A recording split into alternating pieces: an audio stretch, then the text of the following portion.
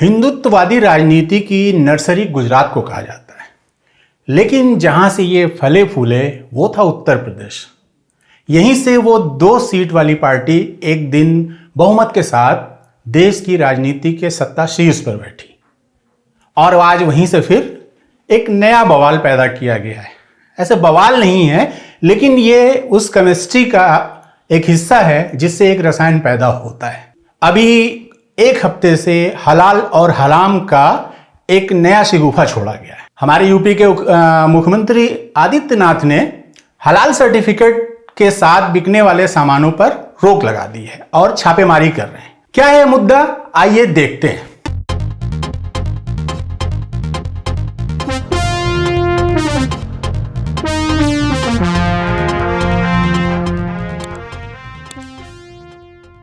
नमस्कार, आदाब। The credible history से जुड़कर और पिछले 2 वीडियो के मिले आपके प्यार और समर्थन से दिल बाग बाग है। आप सभी लोगों के कमेंट पढ़कर हौसला मिल रहा है। साथ ही मजलूमों की आवाज सिर्फ द क्रेडिबल हिस्ट्री का ये प्लेटफॉर्म ही नहीं जहां हम अपनी आवाज आप तक पहुंचा रहे हैं, बल्कि वो हजारों लाखों लोग हैं जो हमारी आवाज को सुनते हैं और उसका समर्थन कमेंट और शेयर करके करते हैं।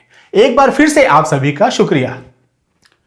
जब देश के हर नागरिक की जरूरत रोटी, कपड़ा, बिजली, पानी और सर के ऊपर एक छत और साथ में एक अदद नौकरी है, जिसके लिए सरकार की तरफ उम्मीद भर निगाहों से आम आदमी देखता है, लेकिन बदले में उसे मिलता है एक नया शिगुफा।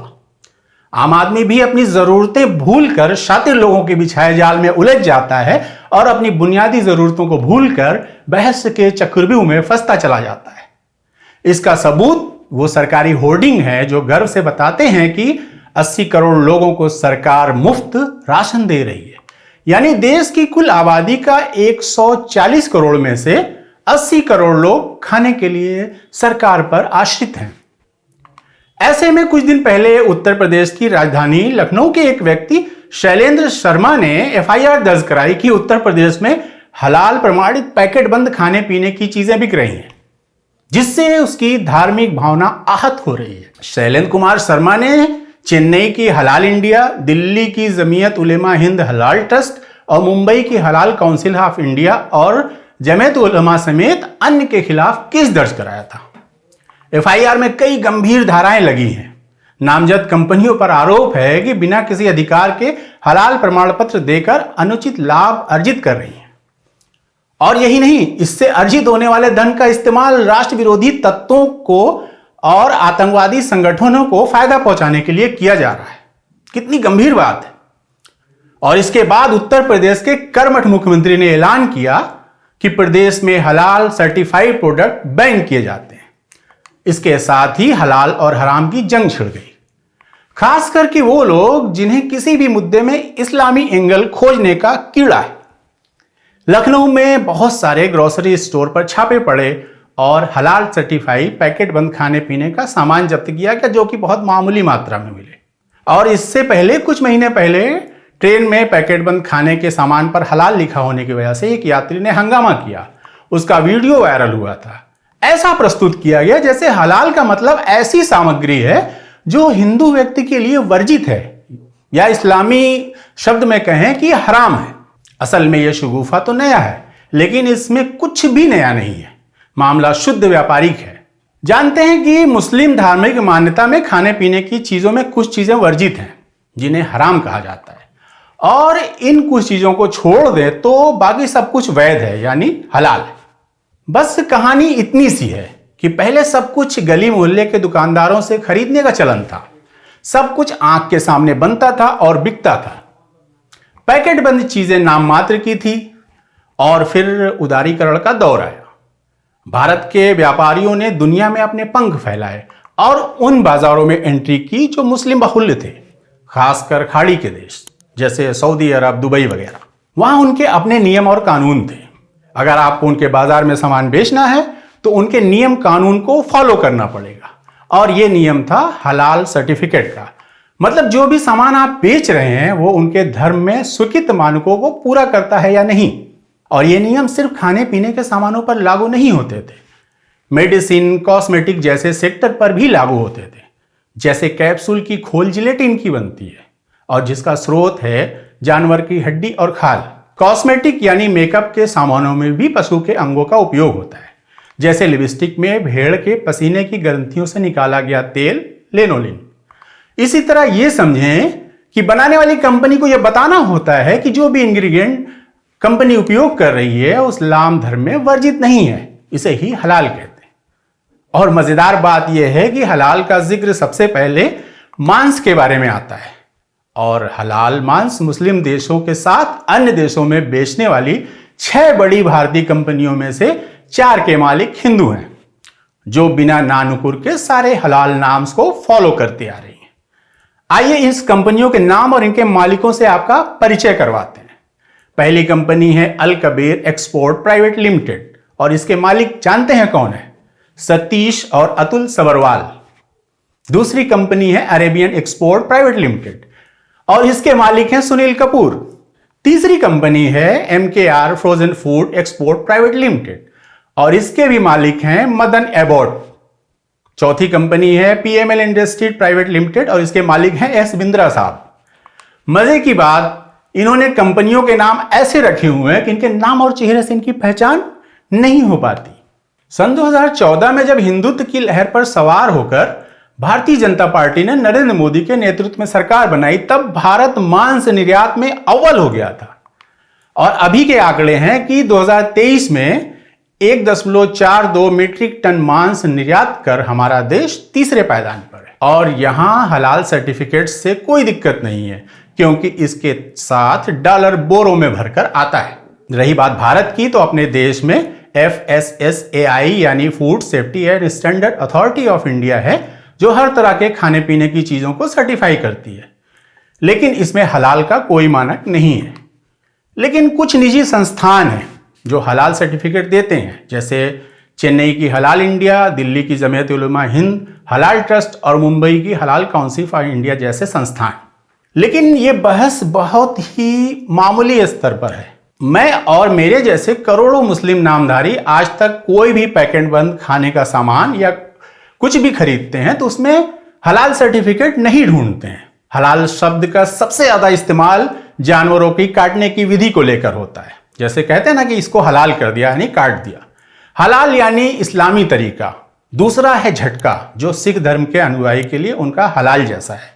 और आजकल मुस्लिम बहिष्कार के जमाने में कुछ हिंदू धर्म के मानने वाले भी झटका शॉप ढूंढते देखे गए। वैसे गोश्त के बाजार की बात करें तो आज भी ताजा खरीदो और ताजा बेचो का ही चलन है। हलाल और झटका का मसला भी चलता है, लेकिन जो है आंख के सामने है।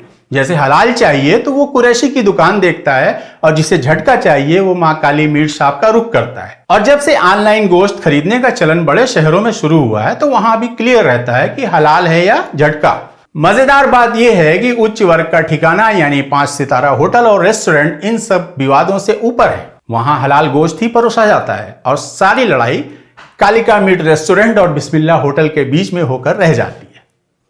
सवाल यह है कि योगी जी ने इतना बड़ा कदम क्यों उठाया, जिसका जमीन पर कोई आधार ही नहीं है। टीवी चैनलों के जरिए दावा भी किया गया कि हलाल सर्टिफिकेट देने वाली कंपनियां आतंकी संगठनों को पैसा देती हैं। अगर वाकई ऐसा है तो बहुत ही गंभीर मसला है। जाहिर है अगर आरोप है तो सबूत भी होंगे, तो सरकार को सबसे पहले इनको पकड़कर जेल भेजना चाहिए। और रही बात धार्मिक भावना आहत होने की, तो योगी जी ने साथ में घोषणा की कि निर्यात किए जाने वाले सामान पर हलाल सर्टिफिकेट वैध रहेगा। इस घोषणा पर आप चाहें तो मुस्कुरा लें या ठहाका लगा लें। भारतीय जनता पार्टी शासित उत्तर प्रदेश में गाय माता है, उसे छूना भी अपराध है, भले ही आवारा गायों का झुंड खेतों में खड़ी फसल खा जाए। वहीं भाजपा के जरिए ही शासित दूसरे राज्य गोवा में गौमांस धड़ल्ले से बेचा और खाया जा रहा है। आपने देखा होगा टीवी, अखबार और संपूर्ण गोदी मीडिया एक हफ्ते से हलाल हराम का शगुफा छोड़ रहे हैं। असल में 2024 के चुनाव से पहले माहौल गरमाने की एक कोशिश भर है। व्यापार की बात करें तो हलाल प्रोडक्ट का बाजार दुनिया में बहुत बड़ा है। दुनिया भर में पूरे फूड मार्केट का 19% हिस्सा हलाल फूड का है। कोई भी कंपनी इसे इग्नोर नहीं कर सकती। KFC, मैकडोनाल्ड, पिज्जा हट, डोमिनोज जैसी कंपनियां भी अपने ग्राहकों से श्योर करती हैं कि उनके किचन में हलाल फूड इस्तेमाल होता है, क्योंकि विश्व की आबादी का 1/3 हिस्सा उनका टारगेटेड ग्राहक है। अच्छा, एक कहानी और सुनिए। अमेरिका की soft drink company Coca Cola Coke में मक्का से बनी चीनी का इस्तेमाल करता था। यह चीनी यहूदियों के हलाल कानून कोशेर के तहत हराम थी। तो यहूदी रब्बियों ने कोक के खिलाफ फरमान जारी कर दिया कि कोक नहीं पीना चाहिए। उसी दौरान दूसरी कोला कंपनी पेप्सी ने शुगर केन वाली चीनी से बना कोला यहूदी मार्केट में परोसकर अपनी बढ़त बना ली। और व्यापार के जंग में खुद को पिछड़ता देख कोक ने भी गन्ने वाली चीनी का इस्तेमाल किया और पीले ढक्कन के साथ special kosher certified Coca Cola यहूदियों के लिए लॉन्च कर दिया। तो सारा कुछ बाजार है और अपने देश में भी अघोषित व्रत सर्टिफाइड प्रोडक्ट का एक बड़ा बाजार है। पैकेट पे बड़े बड़े शब्दों में लिखा भी होता है कि सेंधा नमक से बना व्रत के लिए उपयुक्त, या फिर प्याज लहसुन का उपयोग इसमें नहीं किया गया है। लेकिन इससे किसी की भावना आहत नहीं होती क्योंकि नॉर्मल है। किस्सा मुख्तसर यह है कि धंधे का कोई धर्म नहीं होता और बाजार का देवता ग्राहक है। योग गुरु बाबा रामदेव का ब्रांड पतंजलि जब गल्फ देशों यानी सऊदी, दुबई इत्यादि देशों में सामान बेचने जाता है तो बिना हील हुज्जत के हलाल का ठप्पा लगाता है। वही बाबा भारत में हिंदू राष्ट्र के सपने को हवा देते हैं। एक और दोहरे मापदंड की बात करें तो भारत पिंक रेवोल्यूशन के जरिए मीट उद्योग को दिन पर दिन बढ़ाता जा रहा है। दुर्गेश पटेल को भारत का फादर ऑफ पिंक रेवोल्यूशन कहा जाता है। इस क्षेत्र में उनका योगदान सराहनीय है। वहीं दूसरी तरफ गोश्तखोरी का सारा आरोप मुसलमानों के मत्थे मढ़ दिया जाता है। एक और जोक यह है कि ऑनलाइन ऑर्डर किए जाने वाले डिश में बिरयानी नंबर 1 पर है। वेज बिरयानी नहीं, चिकन और मटन बिरयानी। असल किस्सा प्याले में तूफान जैसा है। वैसे ही जैसे समय समय पर मुसलमानों से जुड़े अलग अलग मुद्दे साजिश के तहत उठाए जाते रहे हैं, चाहे लव जिहाद हो, हिजाब हो, CNRC हो, लेकिन मार्केटिंग का फंडा है विज्ञापन दिखाते रहो। भले ही ये समझें कि वो नहीं देख रहे हैं, लेकिन जब वो दुकान पर टूथपेस्ट लेने जाएगा तो विज्ञापन के जरिए दिमाग में बैठाया गया ब्रांड ही चुनेगा। वैसा ही यहां पर है। बहुसंख्यक हिंदुओं के दिमाग में बार बार लगातार ये बैठाते रहना है कि मुसलमान एक खतरनाक एलियन है, ये तुमसे अलग है, अगर जरा सा चूके तो ये तुम्हारी सत्ता पर कब्जा कर लेंगे। और जब वो EVM का बटन दबाने जाएं तो सब कुछ फिल्म की तरह सामने आ जाए, बटन वही दबे जो ये गोदी मीडिया वाले चाहते हैं। ये शगुफा उत्तर प्रदेश से उठाया गया। गोदी मीडिया के मदारी और जमूरे भी मजमा लगाकर पूछ रहे हैं कि क्या बीजेपी इसे चुनावी मुद्दा बनाएगी। हकीकत यह है कि जमीन पर यह कोई मुद्दा है ही नहीं। जमीयत उलमा हिंद हलाल ट्रस्ट के CEO नियाज फारूकी का स्टेटमेंट है कि हलाल ट्रस्ट का प्रमाण पत्र नियमों के तहत दिया जाता है और केवल निर्यात के लिए दिया जाता है। विदेश में खास तौर पर मुस्लिम देशों में उत्पाद निर्यात करने वाली कंपनियां प्रमाण पत्र लेती हैं। मलेशिया चीनी निर्यात करने वाली चीनी मिल भी हलाल प्रमाण पत्र लेती हैं। हाँ, कंपनियां जरूर तकरीबन 20 करोड़ लोगों के बाजार में इसे एक मौके की तरह देख रही हैं। हो सकता है कल मोदी सरकार खुद हलाल सर्टिफिकेट लॉन्च कर दे और एक मोटी फीस लेकर कंपनियों को दे और हलाल का स्टिकर लगाकर कंपनियां मुसलमानों को रिझाते हुए दिखें और ऊंचे दामों पर बेचें। बिजनेस है, कुछ भी हो सकता है। वर्तमान सरकार और उसको चलाने वाली भारतीय जनता पार्टी और इन दोनों को चलाने वाली सुपर पावर RSS अगर जनता को मुसलमान है इससे डरो, नफरत करो बोलना छोड़ दे तो इन्हें भी पता है 1 महीना भी सत्ता कायम रखना मुश्किल हो जाएगा।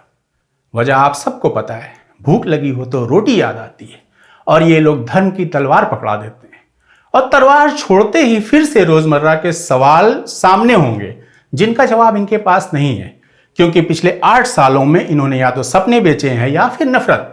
हकीकत की जमीन पर कभी खड़े ही नहीं हुए। हलाल हराम की बहस बस एक उलझाऊ यंत्र है जिसमें ट्रैप करना इनका मकसद है। वीडियो आप लोगों को कैसा लगा कमेंट करके जरूर बताएं और द क्रेडिबल हिस्ट्री से जुड़े रहें। लाइक करें, सब्सक्राइब करें और अगर हो सके तो हमारे चैनल को डोनेशन भी दें। धन्यवाद।